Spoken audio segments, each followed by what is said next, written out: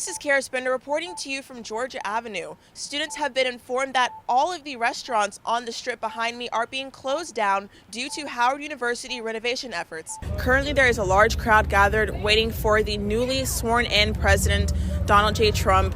We've spoken to a lot of people out here to test the energy and how people are feeling about the upcoming 4 years. Let's take a look. I'm here on the National Mall, where even some open air spaces are closed to the public due to the federal government shutdown. Beyond the tourist experience, federal employees and contractors remain furloughed and with growing concerns.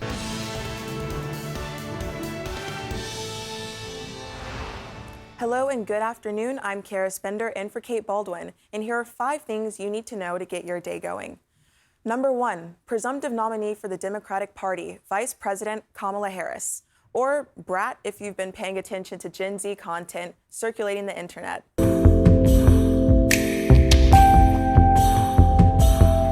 The shutdown has left several of Washington's most iconic attractions off limits. For many visitors, that meant changing travel plans on the fly. There were a few things. Of course, the archives wanted to be able to see, Declaration of Independence and things like that. And we didn't get to see some of the art galleries we wanted to, but there's so much else to see here. While tourists are managing to make the most of their trips, they're also saying the city feels unusually quiet. There's a lot less people, right? So there's a lot less traffic. I was here last year for a conference with my coworkers, and then I came with my family. So it's a little bit easier to get around, right? But you don't have the opportunity to be able to go in and enjoy any of the stuff that would normally be open. The shutdown began when Congress failed to pass annual spending bills, halting funding for federal agencies. Political experts say partisan gridlock continues to drive the stalemate, and Americans are left paying the price. This is not like they can't figure out the numbers and what the details are. This is just like, hey, how much pain can we inflict on the other person? And that pain is the American public's view of who's to blame.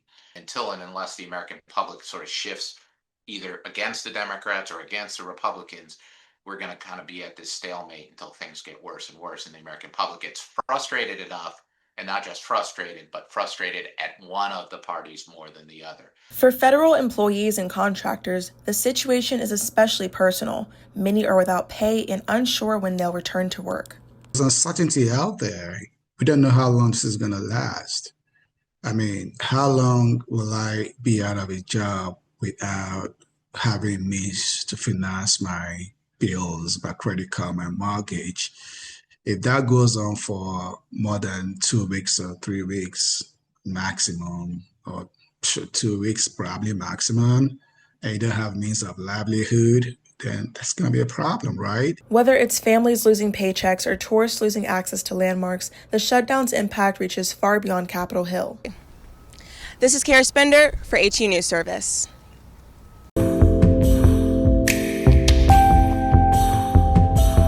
I feel very afraid.